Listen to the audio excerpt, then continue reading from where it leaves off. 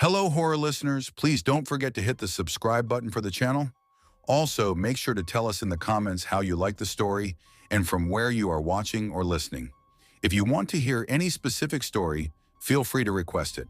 Now let's begin the story. I never thought the happiest week of my life would turn into the memory that still wakes me up in the middle of the night, gasping for air and checking every corner of my bedroom. When people hear that I'm a police officer, they expect my scariest moments to come from work. A gun pulled on me in an alley. A burning house that almost collapsed on me when I volunteered with the fire department. Those things were terrifying, yes, but nothing compares to what happened on my honeymoon. Emily and I had been together for 4 years before we finally got married. We met at a community fundraiser back in 2019. She was helping coordinate volunteers, and I was there because my precinct had sent a few officers to support the event. I remember she dropped a whole tray of bottled water, and I knelt down to help her pick them up. Our eyes met for maybe half a second, and I swear it felt like time hiccuped. 4 years later, after all the late-night coffee dates, shared shifts at the firehouse pancake breakfast, and quiet evenings spent on her tiny apartment balcony, she was my wife. The wedding itself was small, just family, a few close friends. I didn't want a ballroom full of people I barely knew. Emily didn't care about a huge ceremony either. She just wanted to marry me and dance barefoot at the reception. That night, as she laughed with my mom and stole fries off my plate like she always did, I thought I was the luckiest man alive. We couldn't afford something extravagant like Europe or Hawaii. Between student loans, car payments, and saving up for a house, we needed something more practical. Emily found this boutique coastal hotel in Maine, of all places, a town called Harbors Point. Not flashy, not touristy, just quiet, scenic, and tucked away. The pictures online showed rocky cliffs, white beaches, and a rustic lodge-style hotel called the Cliffside Inn. "It's perfect," she said, showing me her phone. "Romantic but simple." Like us, she was right. It looked like paradise. The drive up from Boston took almost 5 hours, and by the time we reached Harbors Point, the sun was melting into the ocean. The air smelled like salt and pine, a mix that was strangely sweet. The Cliffside Inn wasn't big, maybe 20 rooms total. Wood beams, stone fireplaces, wide balconies overlooking the water. It felt more like a giant house than a hotel. The front desk clerk greeted us with the kind of warmth you don't see in chain hotels. "Welcome to Cliffside. Reservation under Michael Hayes?" "Yes," I said, sliding my arm around Emily's waist. "And this is my wife, Emily." The word wife made me grin like an idiot. Emily rolled her eyes playfully. "Congratulations," the clerk said. "Honeymoon suite. Top floor, best view we have." Emily's cheeks turned pink. She whispered, "Fancy," and we both laughed. I didn't know then that in less than 2 nights, I'd be locking that same door with shaking hands, praying it would hold. That evening was everything we hoped for. Dinner at a seaside restaurant, fresh lobster rolls and blueberry pie that tasted like summer. We walked barefoot along the beach, our hands linked, the tide cold against our ankles. Back in our room, Emily stood on the balcony, hair blowing in the wind. "This is perfect," she whispered. "We finally get to breathe." I kissed her shoulder. "We deserve this." And for a while, it really felt like we did. The hotel bar was small, just a polished wood counter, a few stools, and a stone fireplace crackling in the corner. Most of the guests were older couples, sipping wine and talking softly. Behind the bar was a man I noticed immediately, not because he was handsome, though he was in a rugged way. Dark hair tied back loosely, strong jawline, eyes that seemed a little too sharp. His name tag read, Ethan R. "What can I get for you?" he asked, voice smooth, almost too practiced. Emily smiled politely. "What do you recommend?" "For you?" He leaned forward slightly. "A blueberry martini. Sweet, refreshing." Emily nodded. "That sounds nice." "And for you?" he asked, finally looking at me. "Whiskey neat," I said. His eyes flickered before he turned away. Something about him felt off, like a knife hidden in a drawer of spoons. When he brought our drinks back, his fingers brushed Emily's hand. Not an accident. Slow, deliberate. "Thanks," I said, my tone sharper than I intended. He gave me a look, calm, unblinking, then walked away. Emily leaned toward me. "Don't start, Mike. He's just doing his job." "Yeah," I muttered, though my gut told me otherwise. At 3:17 a.m., I woke suddenly. No sound, no reason, just awake. The moonlight spilled through the balcony doors, casting silver patterns across the room. Then I heard it. Footsteps in the hallway. Slow, deliberate. I got up, checked the peephole. Nothing. But the air felt heavy, like the silence after a gunshot. I double-checked the lock, slid back into bed, and held Emily tighter. She stirred. "Everything okay?" "Yeah," I whispered. "Just thought I heard something." But I didn't sleep much after that. We spent the day exploring town. Small shops, clam chowder in paper cups, a bookstore where Emily bought a weathered poetry collection. By the time we got back, we were sunburnt and happy. That night we went back to the bar. Ethan was there again. His eyes found Emily instantly, following her like a shadow. I leaned close to her. "Do you notice him staring?" She frowned. "Mike, let it go. He's probably bored." There's no one here. When he served her another drink, his hands shook slightly. Not nerves, something else. Obsession. Finally, I snapped. "Does my wife have something on her face?" Ethan's eyes shifted to mine. He didn't smile, didn't blink, just stared for 3 long seconds before walking away. Emily touched my arm. "Please, don't make this worse." We left early. I locked our door twice. The sound woke me again. A creak, soft close. I rolled onto my back, heart thudding. The moonlight illuminated the room just enough. And then I saw him, a silhouette at the foot of our bed, motionless. My brain tried to deny it, to call it a shadow. But then the figure shifted, and the light caught his face. Ethan. My blood turned to ice. I tried to move, to reach for anything, but my body felt paralyzed, like every muscle refused me. He wasn't looking at Emily this time. He was looking at me. In his hand, something glinted. Metal. Emily stirred, her eyes opening. She saw him, froze. Tears filled instantly. My throat worked. What do you want?" Ethan tilted his head, eyes shining. Slowly, he stepped forward. My pulse thundered in my ears. At my side of the bed, he set something on the nightstand. A glass. Cold beads of condensation sliding down. "You forgot your drink," he whispered. Then he turned and walked out. Calm. Too calm. I exploded out of bed, slammed the door shut, locked it, shoved a chair under the knob. My hands shook so hard I could barely breathe. Emily sobbed against my chest. When security searched the hotel, Ethan was gone.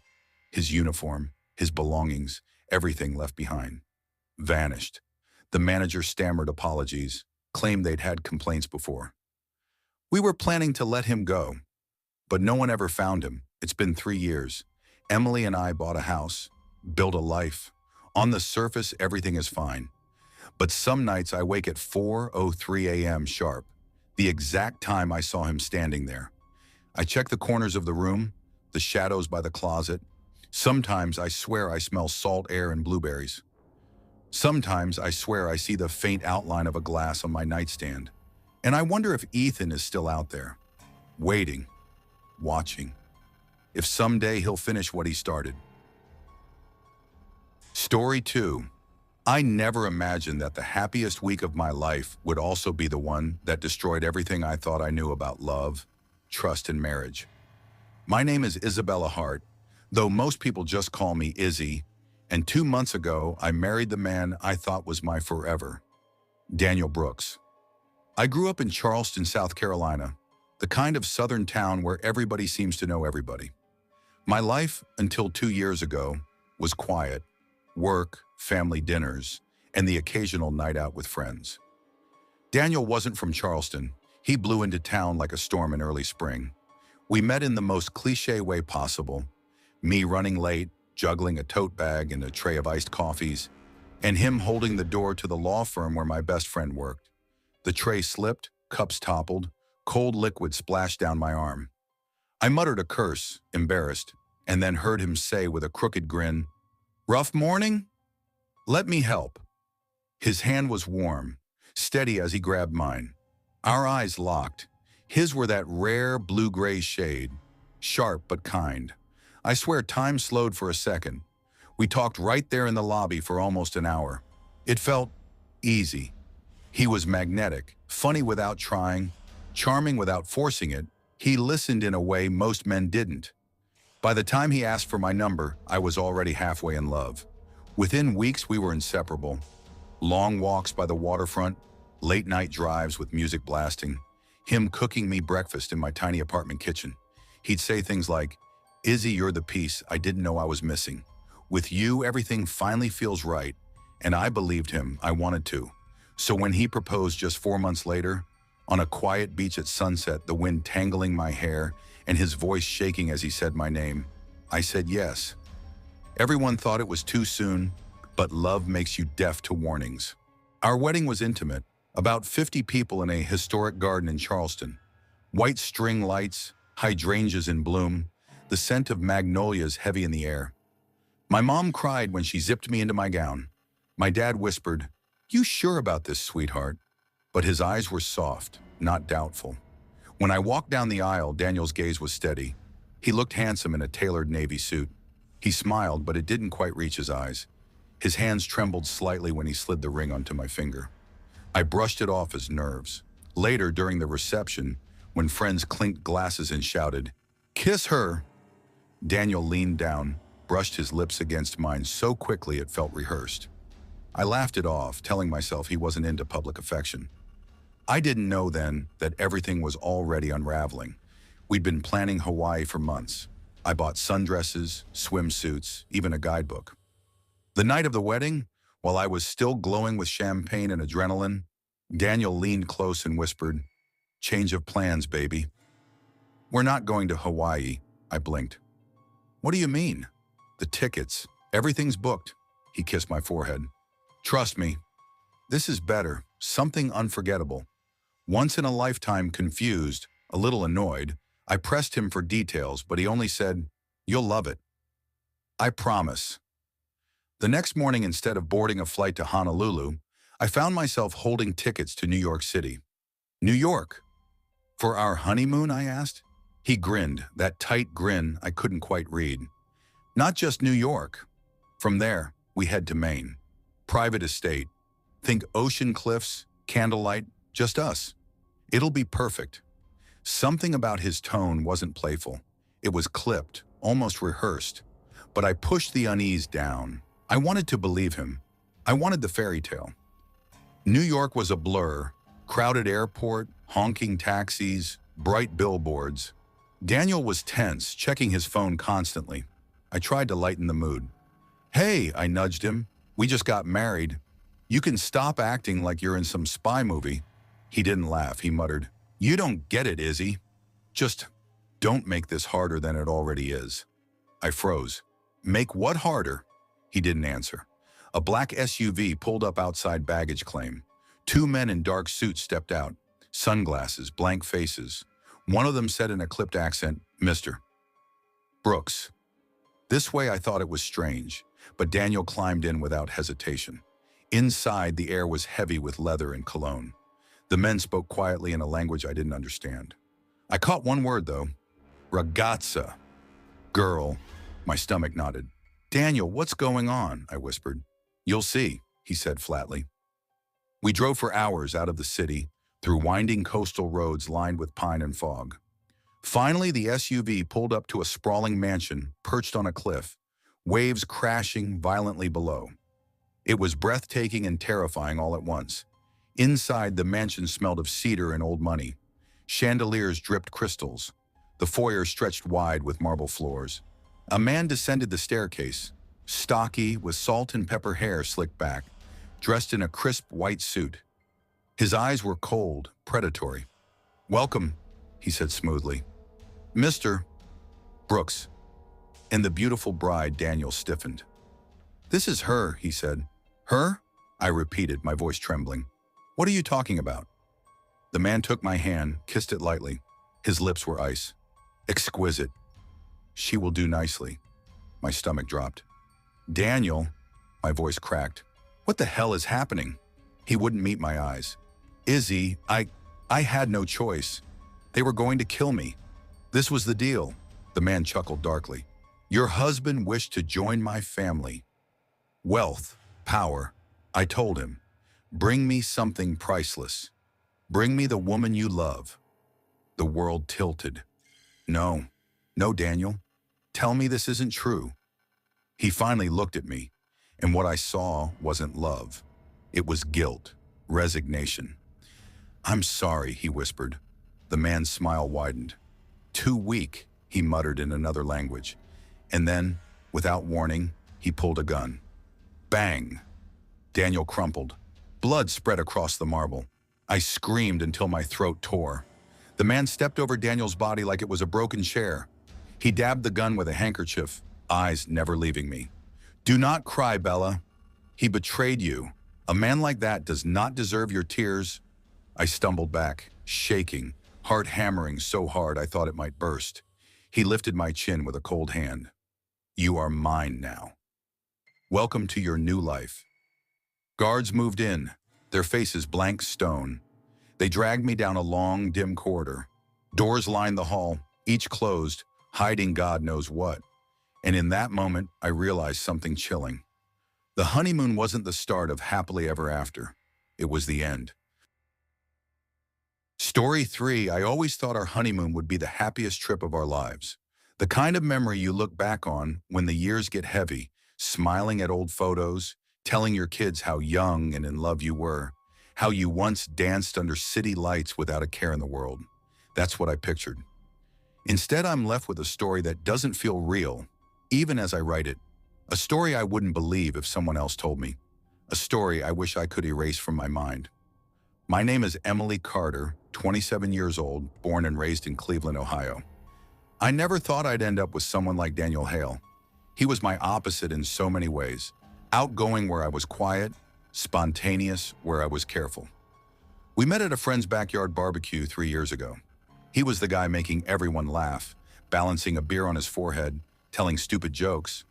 I was sitting in the corner pretending to text because social gatherings made my skin crawl. He walked right up to me, grinning like he'd known me forever, and said, "You look like you'd rather be anywhere but here. Want me to give you a reason to stay?" That was Daniel. Bold, relentless, impossible to ignore. Fast forward through late-night drives, road trips to nowhere, fights about laundry and apologies whispered in the dark, and eventually his proposal in the middle of a snowstorm outside the Cleveland Museum of Art.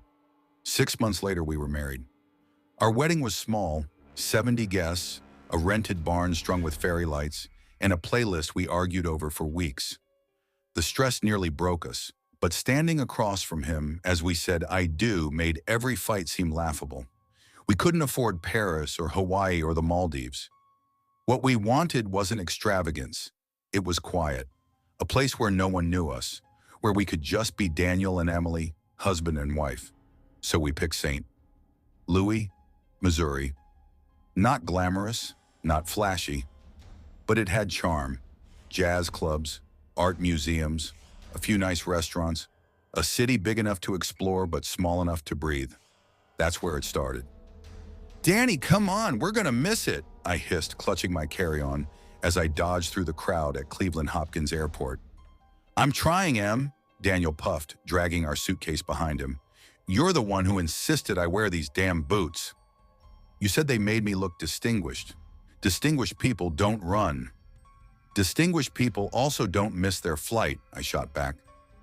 Over the loudspeaker, final boarding call for passengers Daniel and Emily Hale on Flight 229 to St. Louis. Please proceed to Gate 16 immediately. We reached the gate breathless, sweating, but laughing anyway. The gate attendant scanned our passes with a thin smile. "Cutting it close, huh?" "That's kind of our thing," Daniel said, flashing his crooked grin. Seats 18B and 18C, middle and window.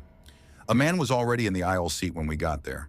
He looked up as we approached, and something about his expression made my stomach dip. He was mid-30s maybe, sandy hair slicked back, stubble on his jaw. His eyes, pale, icy blue, lingered on me a second too long before sliding to Daniel. "Lucky guy," he said softly. Daniel frowned. Excuse me, the man smirked. Just saying, how'd a guy like you land her?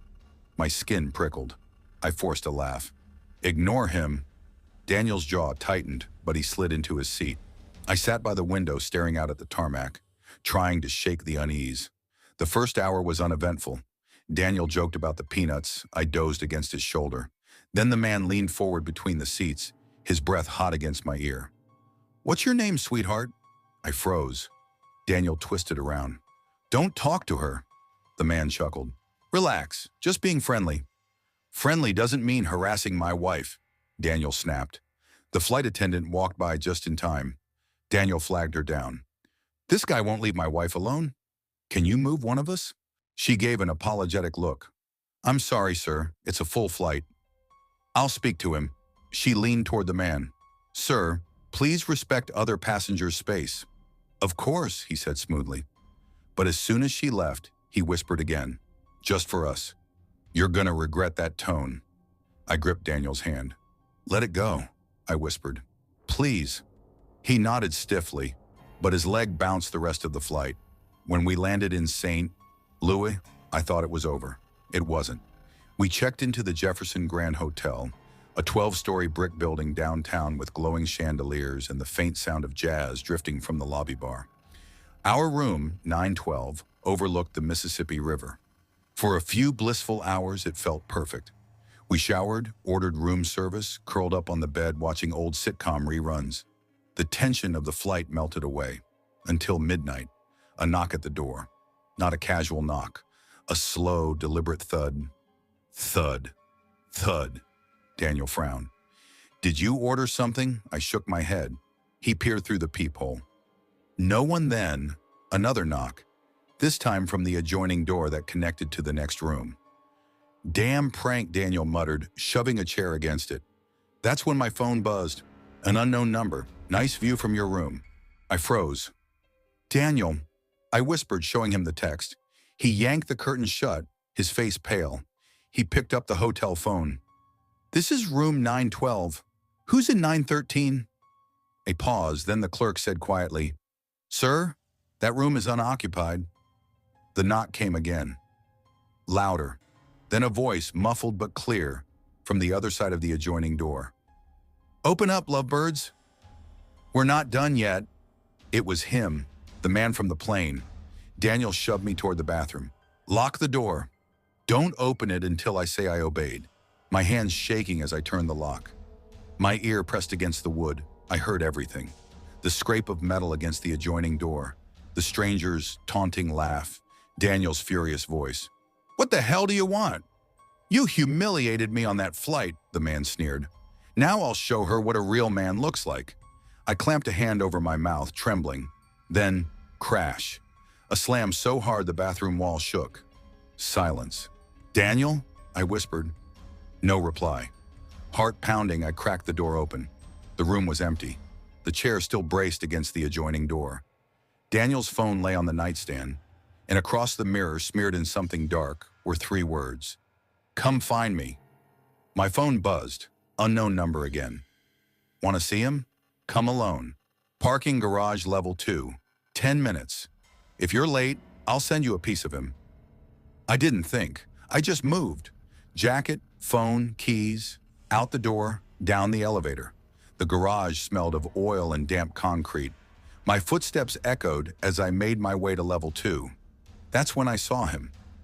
Standing under a flickering light, Daniel's wedding band dangling from his fingers. "Hi, sweetheart," he drawled. "You made it." "Where is he?" My voice shook. He tilted his head, smiling. "He was fun for a while."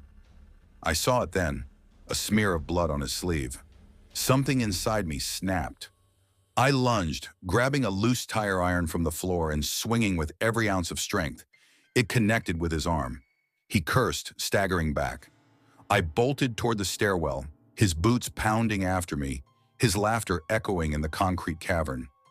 I crashed through the lobby doors, screaming, "Help! Somebody help me!" Security rushed forward. Police were called. They searched the garage. They found blood. They found his phone. But not Daniel, and not the man. The police combed the hotel. Security footage showed me entering the elevator alone. Daniel never appeared in the lobby. There was no record of the texts I received. My call to 911 had no entry in the system. The adjoining door? Maintenance swore it had been sealed for years. Room 913 didn't exist. It's been 3 months. No trace of Daniel. Sometimes in the dead of night, my phone buzzes. Unknown number. Miss me, sweetheart? Story 4. I never thought I'd be the kind of person telling a story like this. Honeymoons in my head were supposed to be a slice of paradise. Sunsets on the beach, overpriced cocktails, and that hazy warmth of finally beginning forever with the person you trusted most. But forever, I've learned, can be a dangerous word. My name is Claire Reynolds. I grew up in Tulsa, Oklahoma. Middle child, average grades, always the dependable one in my family. My parents' marriage was rocky, so when I met Adam Hayes during my sophomore year of college, I clung to him like he was the proof that love could actually be steady. He wasn't the kind of man who swept you off your feet with grand gestures. He didn't write poetry or send surprise flowers, but he was reliable, responsible. The kind of guy who filed his taxes early and carried jumper cables in his trunk. After years of dating men who couldn't keep a job, Adam felt like safety. We dated 4 years, long distance for almost 2, when he worked in oil field operations up in North Dakota. He called every night, sent me money when my car broke down, and never once made me doubt his loyalty. Everyone told me, he's a keeper. By the time he proposed at a family barbecue, simple, with a silver ring that wasn't flashy but solid, I felt like the luckiest woman alive. Our wedding wasn't extravagant. A rented ranch barn outside Dallas, string lights, barbecue catering, and my best friend crying happy tears through the ceremony. People told us how beautiful we looked, how we radiated happiness. The perfect couple, my aunt whispered as she hugged me, and I believed her. The honeymoon was Adam's idea. "You've been dreaming about beaches your whole life," he said, "but I've got something better. Let's do Montana. Cabins, lakes, mountains. Quiet. Just us." I hesitated. Part of me still craved turquoise water and palm trees. But the way his eyes lit up when he showed me photos of Glacier National Park, pine forests, and glassy lakes, I gave in. "You pick," I told him. "I trust you." Those words feel like acid in my throat now. We landed in Missoula in the late afternoon, the sky painted pink behind jagged mountains. Adam rented a black Jeep, tossed our bags in the back, and kissed my forehead. "Ready for forever, Mrs. Hayes?" I laughed, my heart swelling. "Forever," I repeated, snapping a selfie of us in the rental lot. He frowned slightly. Adam never liked when I posted photos online. "Just one," I promised. "No captions, no hashtags." He shrugged, started the car. The first night we stayed downtown, a boutique hotel with rustic decor. Dinner was at a dimly lit steakhouse where Adam ordered for both of us like he always did. He picked the wine too, said I'd like it dry. I teased him. "You're such a control freak." He smiled, though it didn't reach his eyes. "You like that about me?" I did, or thought I did. The next morning, coffee in hand, we drove north. Cell service flickered out an hour in. The road narrowed, curling between endless walls of pine. "Feels like the middle of nowhere," I said, trying to joke. "That's the point," Adam grinned. We stopped at a roadside diner around noon. The kind of place with peeling paint, buzzing neon, and the smell of bacon grease baked into the walls. While Adam ordered, I went to the bathroom. On my way back, I felt eyes on me. A man sat alone in the corner booth. Mid-40s, thick beard, baseball cap pulled low. He looked at me with a strange, oily slowness. Not a casual glance. Something heavier. I dropped my gaze, hurried back. "What's wrong?" Adam asked, sliding a plate of eggs toward me. "Nothing," I lied. But as we left, I glanced back. The man was still staring. By late afternoon, we reached the cabin Adam had booked. A secluded A-frame perched above a ravine, framed by towering trees. No neighbors, no sound except wind in the branches. "It's perfect," I breathed, stepping inside. Cedar walls, stone fireplace, plaid blankets. A spiral staircase led to a loft bedroom with a wide window facing the woods. For a moment, it felt magical. "No service," Adam muttered, checking his phone.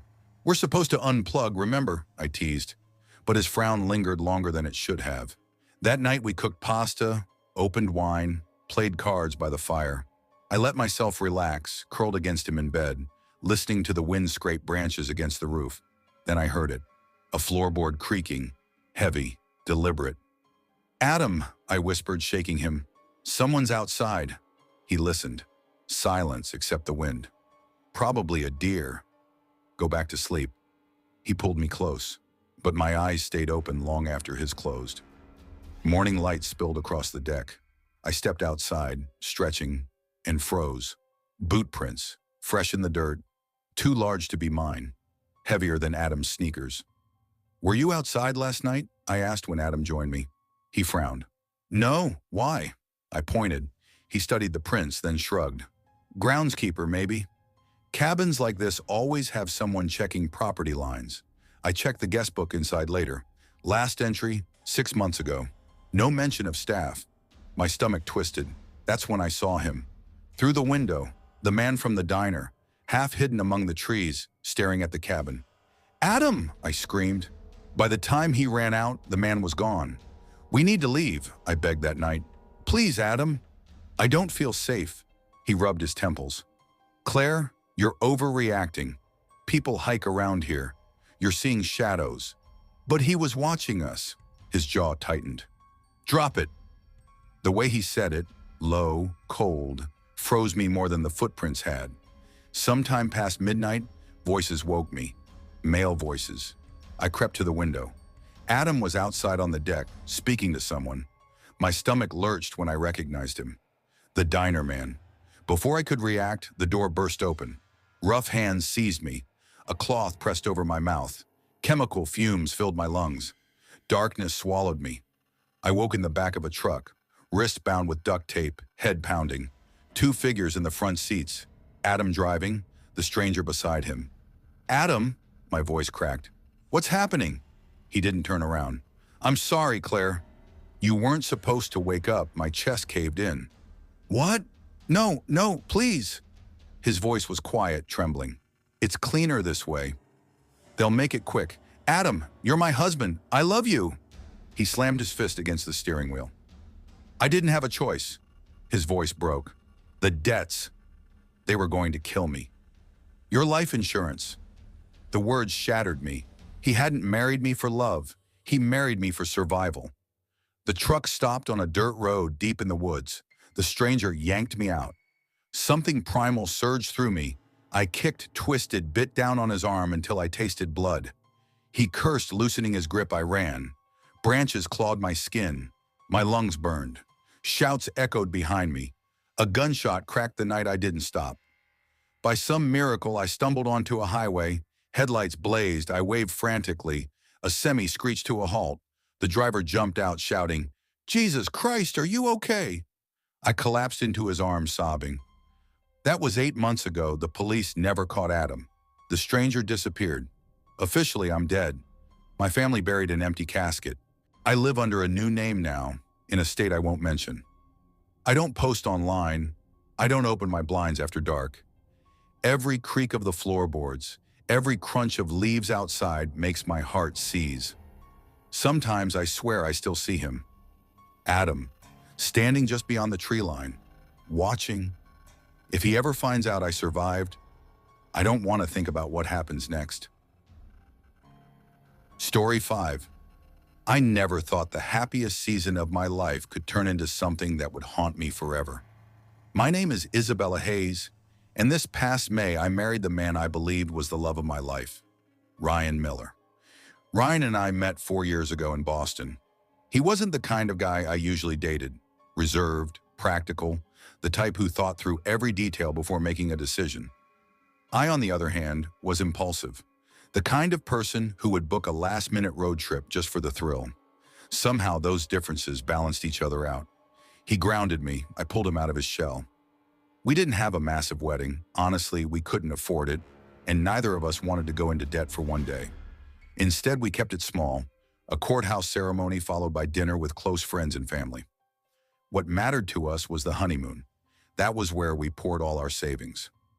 Ryan found a secluded rental house on the coast of Maine near Bar Harbor. 2 weeks. Just us, the ocean, and nothing else. When we first arrived, I felt like I was stepping into a dream. Glass windows framing the endless Atlantic, wide decks where the salty wind curled through white curtains, and at night the steady hush of waves rocking me to sleep. The first 2 days were magic. We walked along the shore collecting shells, laughed until our stomachs ached, drank wine under the stars, and made love like teenagers discovering each other for the first time. For those 48 hours, I thought, if this is marriage, I never want it to end. But on the third morning, everything shifted. I woke to find Ryan sitting at the edge of the bed, his phone pressed to his ear. His voice was low, serious. "Everything okay?" I mumbled, rubbing my eyes. He turned, plastering on a smile. "Yeah, just work. I might have to jump on a call." "Work?" I sat up, frowning. "On our honeymoon." "I know," he sighed, "but it won't take long. Maybe an hour or two. Why don't you go grab breakfast at that cafe we like down the road?" I wasn't thrilled, but I knew his job as a corporate consultant could be demanding. "Fine. Don't get lost in emails," I teased. He kissed my forehead. "Promise." So I showered, threw on a sundress, and walked down the beach. The cafe was quiet, filled with the soft clink of dishes and the hum of the ocean just outside. I ordered an omelet and iced coffee, scrolling through photos from our trip, reliving the laughter from the night before. That's when the door opened. Ryan walked in. My face lit up. "Babe, done already?" He grinned, that playful spark in his eyes. "Couldn't stay away from you?" Before I could process, he slid into the booth beside me, kissed my cheek and whispered, "Actually, I was thinking something a little more exciting than brunch." I laughed nervously. "Here? Come with me." He smirked, tugging my hand. He led me straight to the single bathroom at the back. What happened inside was reckless, messy, passionate. It was nothing like us, but it made me feel wild and alive. When we stepped back out, a waiter gave me a look that burned my cheeks. I dropped a 50 on the table and muttered, "Keep the change." Ryan kissed my temple and whispered, "I still have some work to finish. Go enjoy the beach. I'll meet you later, strange." Why surprise me only to leave again? But I brushed it off. After an hour wandering the shoreline, I returned to the beach house. The steady click of keys greeted me.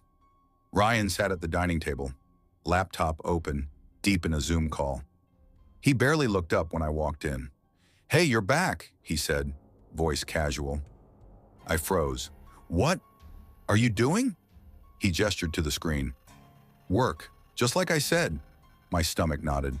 "You didn't just come to see me at the cafe?" He frowned. "What cafe?" I forced a laugh.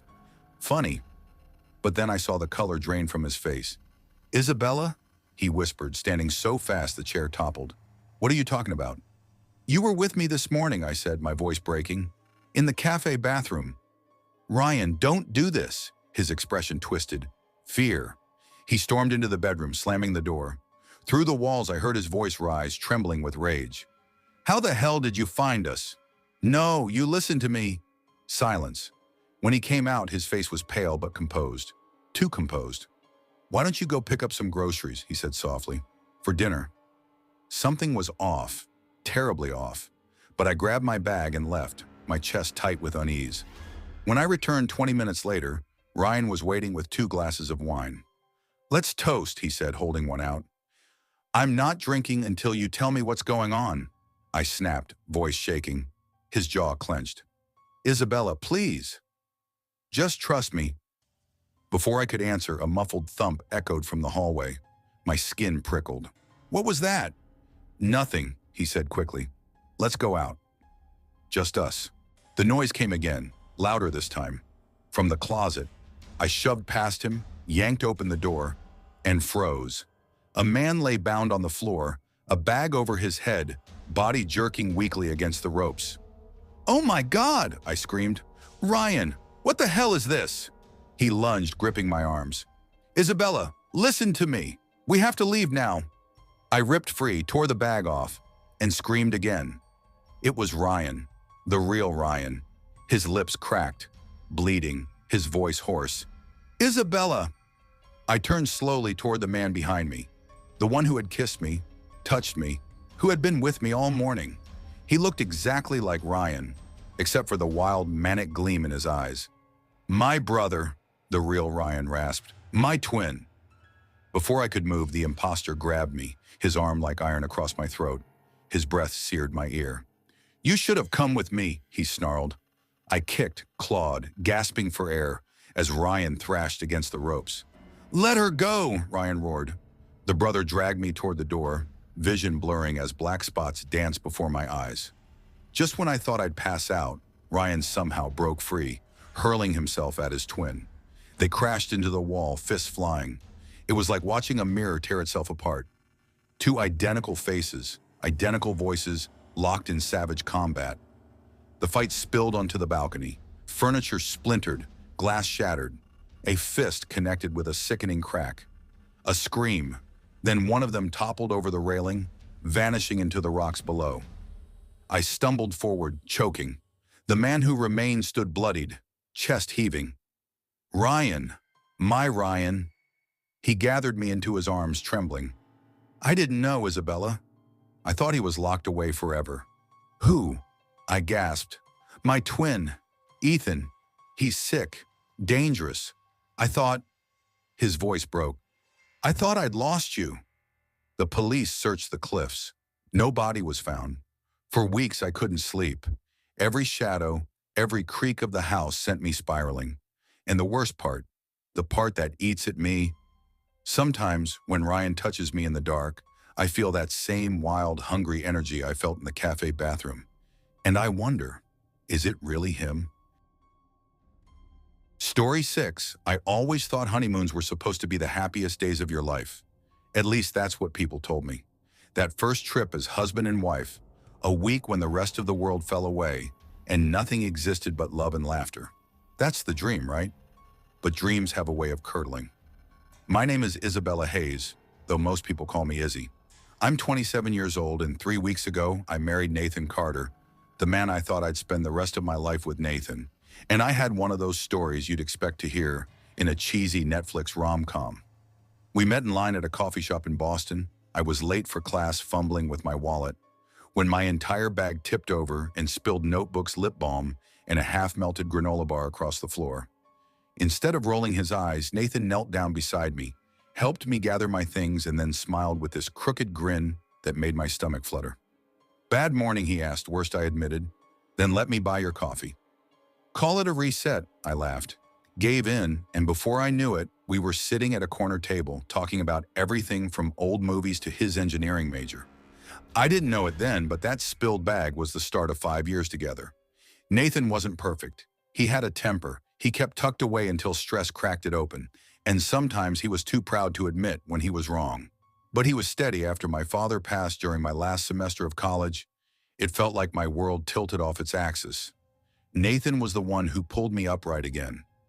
He drove me to the funeral when I couldn't face it alone, sat beside me on the porch when grief was too big for words, and held me when I cried myself to sleep. So when he proposed last Christmas in front of my mom and younger brother, I said yes before he even finished the question. Our wedding was small, family, close friends, nothing flashy, but Nathan wanted the honeymoon to be big. "You've never seen the Gulf," he told me one night in March while scrolling through listings on his laptop. "We should go somewhere quiet, just us, no crowds, you deserve that." He found a rental in Port St. Joe, Florida, a cabin on stilts right against the shoreline, floor-to-ceiling windows, wrap-around porch, completely private. It was off-season, so the price was shockingly affordable. I remember him grinning like a kid when he showed me the pictures. "See? Perfect. Just you, me, and the ocean." I should have asked more questions. The drive from Tallahassee to the coast felt endless. Highway gave way to two-lane roads, which shrank into stretches of cracked asphalt that seemed forgotten by time. We passed gas stations with boarded-up windows, motels where broken neon buzzed faintly in the afternoon sun, and then nothing but pines and marshland. "This feels like a horror movie," I joked, pressing my face to the window. Nathan chuckled. "You watch too many of those true crime podcasts." But I couldn't shake it. The The silence out there was heavy, the kind of silence that swallowed you whole. When we finally pulled into the driveway, the cabin looked exactly like the listing. Pale wood, huge windows reflecting the sea, steps leading directly down to the sand. A middle-aged man in coveralls was waiting on the porch with a ring of keys. His name was Earl, the property manager. "You folks the Carters?" he asked, his accent thick, eyes sharp. "Yes, sir," Nathan said, shaking his hand. Earl didn't smile. His gaze flicked toward the tree line behind the cabin before he handed over the keys. "Place is stocked with basics. Lock up at night. Windows, too. Lot of raccoons around here." He said it lightly, but something about the way his mouth tightened made my stomach pinch. The first 2 days were everything I dreamed. We woke to gulls crying over the surf, spent long afternoons lying on the sand, and cooked shrimp Nathan bought at a local shack. I posted pictures online, bare feet, wine glasses clinking, captions like bliss. For the first time in months, I felt like maybe life really had shifted into something brighter. But even then, small things pricked at me. The first night I saw barefoot prints in the sand below the porch. Not ours. We had only just arrived.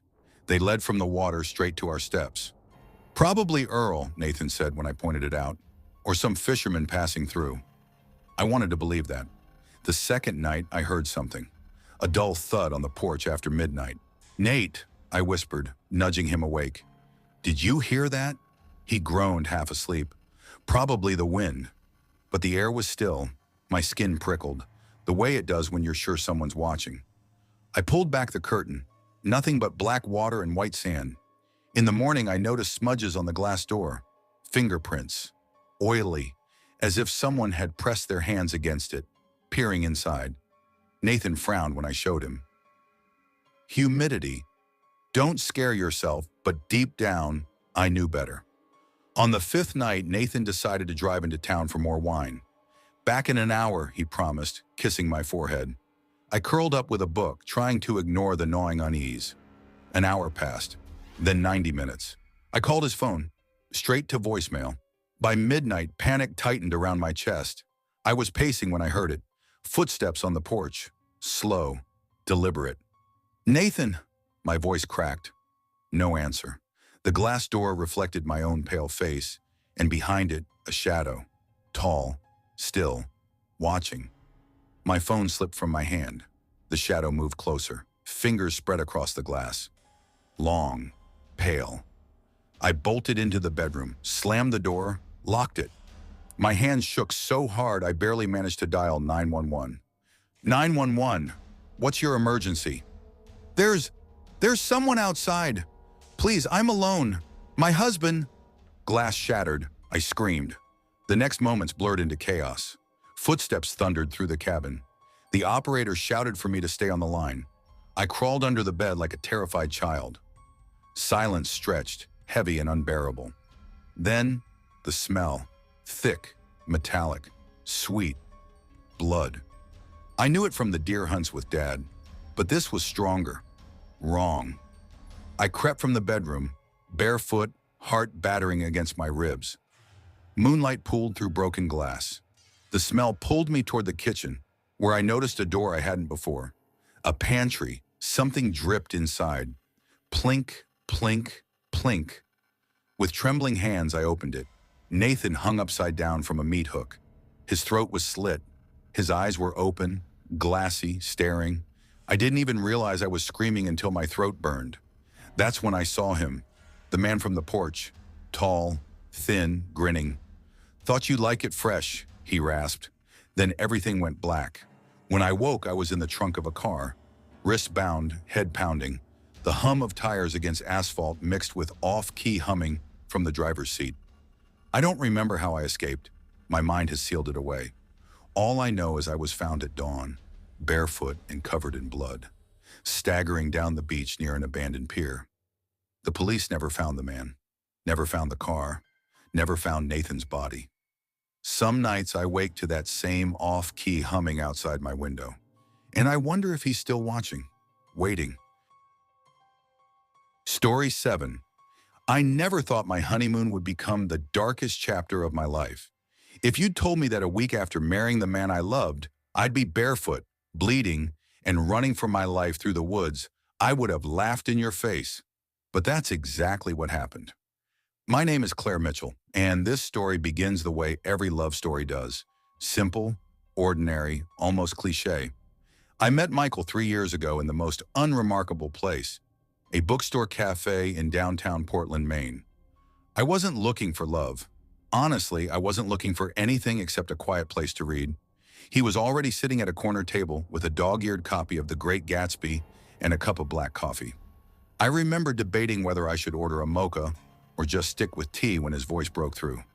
"Go for the mocha," he said, not even looking up from his book. I blinked. "Excuse me? Life's too short to drink tea when you really want chocolate." He finally looked up and smiled. That smile, it was the kind that made you feel like you'd known him your whole life.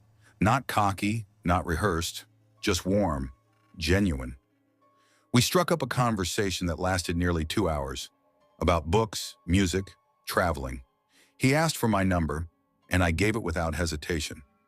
That was Michael. He made the world feel a little lighter, a little easier. Over the next few years, we became inseparable. Weekend road trips up the coast, late-night diner runs, long walks when we couldn't sleep.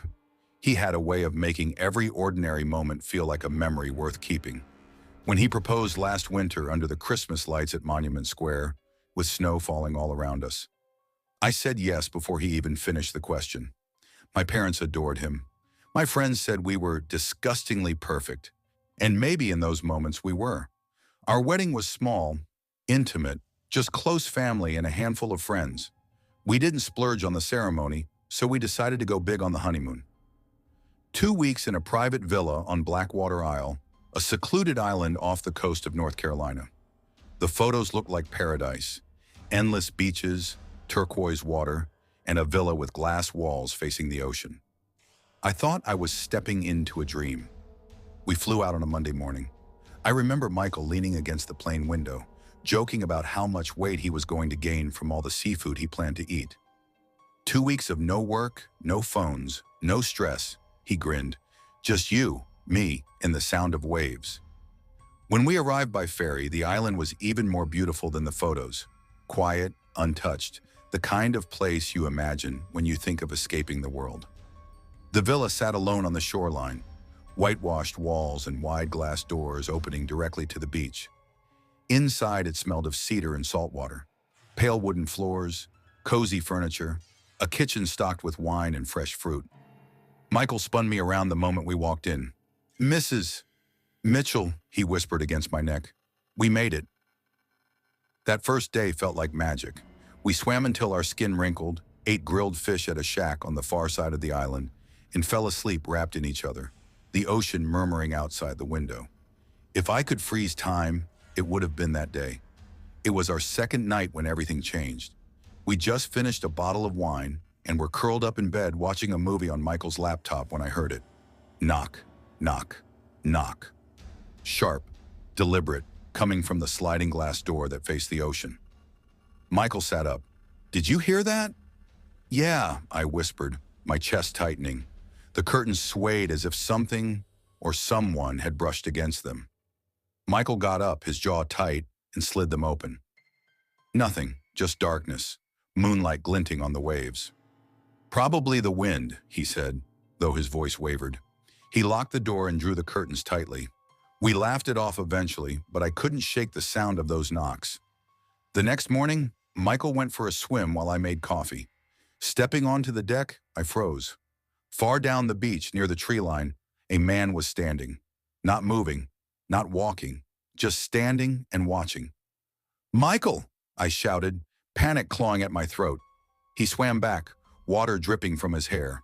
But by the time he turned toward the tree line, the man was gone. "Probably another guest," Michael said, trying to sound casual.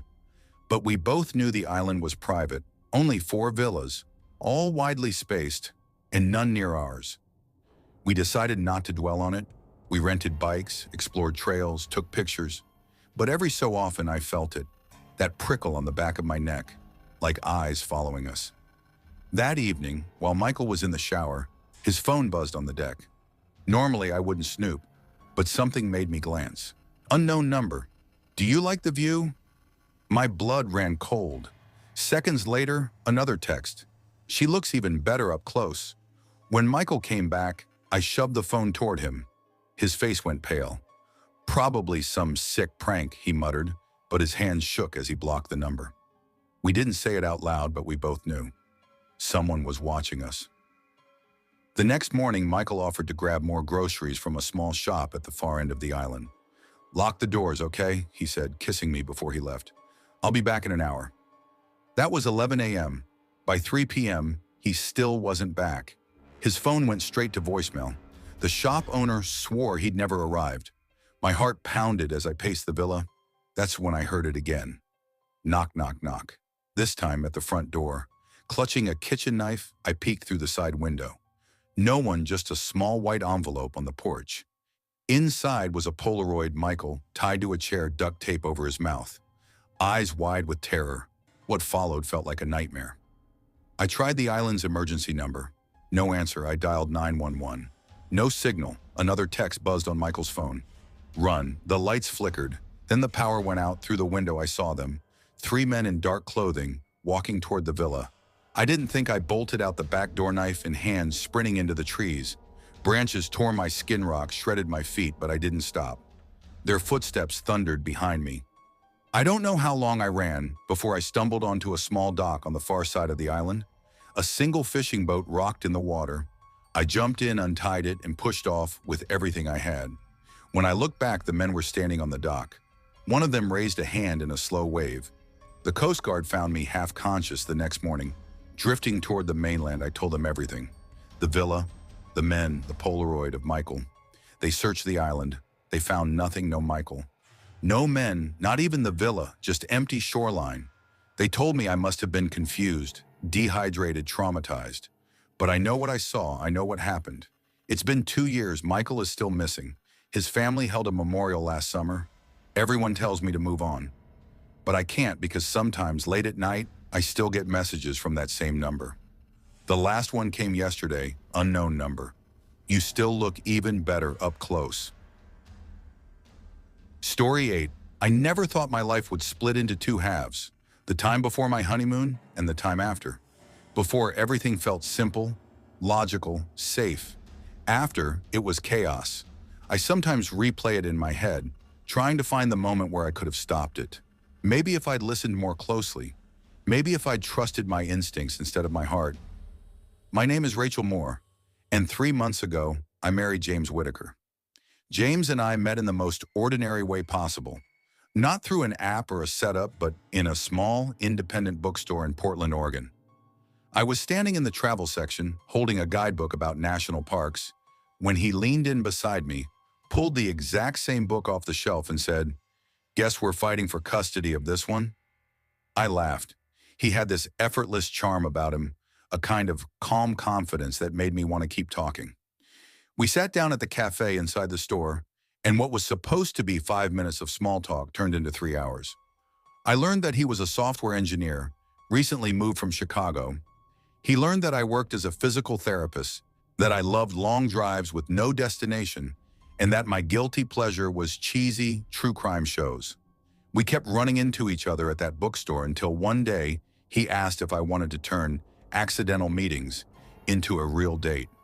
That was 2.5 years ago. James was perfect, or at least he seemed perfect. Attentive, soft-spoken, funny in this dry way that always made me laugh when I least expected it. He never once raised his voice. He showed up with soup when I was sick, flowers after a long day, and handwritten notes tucked into my bag just because. When he proposed, it wasn't a spectacle. It was a Tuesday night, a home-cooked dinner, and him kneeling across from me with a ring hidden in a wine glass. He said he didn't need fireworks, just me. I said yes with tears in my eyes, feeling like the luckiest woman alive. Our wedding in Santa Barbara, California was exactly what I wanted. Simple, intimate, surrounded by friends and family, with the ocean as our backdrop. When James cried as I walked down the aisle, my father whispered, "That man loves you. Don't ever doubt it," and I didn't. Not then. James insisted on planning the honeymoon himself. "I want it to be a surprise," he'd said one evening, leaning against the kitchen counter while I scrolled through resorts on my phone. You always said you love surprises. Just trust me, I trusted him. I didn't ask questions. I just packed light. The morning after our wedding, he drove us to LAX. I was half asleep, still dizzy from champagne and happiness. He kept teasing me about being impatient when I asked where we were headed. Finally, at the gate, I saw it. Bozeman, Montana. Montana? I asked, grinning. Seriously? You always said you wanted to see the mountains, he replied, kissing my forehead. This is the trip of a lifetime, Mrs. Whitaker. That word, Mrs. Whitaker, made my chest warm. When we landed, we picked up a black Jeep from the rental lot and started driving. Snow-capped peaks cut against the sky, pine trees stretched for miles, and the air smelled fresher than anything I'd ever breathed. We laughed along to his playlists, stopped for roadside photos, and ate sandwiches from a tiny diner that claimed to have the best huckleberry pie in the state. For 2 hours, it felt like the start of a dream. Then things shifted. Where exactly are we staying? I asked as we left the main highway, winding deeper into the woods. You'll see, James said. Is it like a cabin? I teased. You'll see. His voice was flat, almost clipped. I frowned but didn't push. Maybe he was just tired. But the farther we drove, the more uneasy I felt. The GPS had cut out 30 minutes earlier, and the narrow road was swallowed by towering trees. The sun dipped low, shadows stretching across the Jeep's hood. James, are you sure this is the right way? I asked. Positive, he said without looking at me. When we finally pulled into a gravel driveway, I expected a rustic cabin. Instead, I froze. At the end of the road stood a mansion, huge, isolated. Its sharp, modern lines looked out of place among the pines. Towering glass windows reflected the last slant of daylight, and a massive deck wrapped around the structure. Wow, I said carefully. This is fancy. James didn't reply. He killed the engine, got out, and started unloading the bags. Are we allowed to be here? I asked with a nervous laugh. It's ours, he said simply. I blinked. What do you mean ours? He didn't answer. Inside, the mansion was immaculate. Marble floors, vaulted ceilings, walls of glass looking out over a sea of dark forest. Then a man appeared, dressed in a black suit, his expression unreadable. Welcome, Mrs. Whitaker, he said smoothly, like this was the most normal thing in the world. I froze. Who are you? Staff, James said flatly. This is Richard. He'll take care of you. Take care of me? My voice cracked. James, what the hell is going on? That was when it happened. The slap. So sudden my brain didn't process it until the sting spread across my cheek. I stumbled, clutching my face. James, what? You're my wife, he hissed, his voice low, deadly calm. From now on, you do what I say. You belong to me. The room spun. This wasn't the man I'd married. This wasn't the man who cried at our vows. But as he gripped my arm hard enough to bruise and drag me down a hallway, reality crashed in. I had married a stranger. Worse, a monster. The room he shoved me into looked like a guest bedroom, but the heavy steel bolt on the door told me the truth. It was a cell. I screamed until my throat burned, pounded on the door until my fists went numb. No one came. Hours later, the door creaked open. James stepped in, calm as if nothing were wrong. You'll learn, Rachel, he said softly, almost tenderly. This is your home now. With me. Forever. When I whispered, please, James, don't do this, he only smiled. That smile haunts me. Days blurred. Richard brought trays of food, silent as a shadow. I forced myself to thank him, voice barely audible. When he left, I hid the knife under the mattress. I wasn't going to wait around and hope. The next time James came, he wasn't alone. Another man followed, broad-shouldered, eyes like ice. James laughed, a sound so alien it chilled me to the bone. Thought we'd have some fun, sweetheart. When he grabbed me, instinct took over. My knee shot up, hard. He crumpled with a grunt. I yanked the knife from under the mattress and pressed it to his face. Move, and I swear to God I'll kill you. His companion froze. I ran, bare feet slapping against marble, heart pounding like a war drum. I tore through the hallway, spotted the rental keys on a console table, and snatched them. Behind me, footsteps thundered. The night air hit me like fire as I sprinted to the Jeep. Hands shaking, I jammed the key into the ignition. Gravel sprayed as I slammed the gas, flying down the driveway, trees whipping past. I didn't stop. Not when the iron gates loomed, not when the tires screamed against asphalt. I drove until my arms ached, until my vision blurred, until I saw the glow of a 24-hour gas station. I collapsed against the steering wheel sobbing. The police searched. Twice. They never found the mansion. Not a trace. James's bank accounts were emptied. His phone disconnected. His friends claimed they hadn't heard from him. Sometimes, late at night, I swear I see a black Jeep parked across the street from my apartment. I don't answer the door anymore. I don't sleep without a knife under my pillow, because James promised me forever, and I believe him.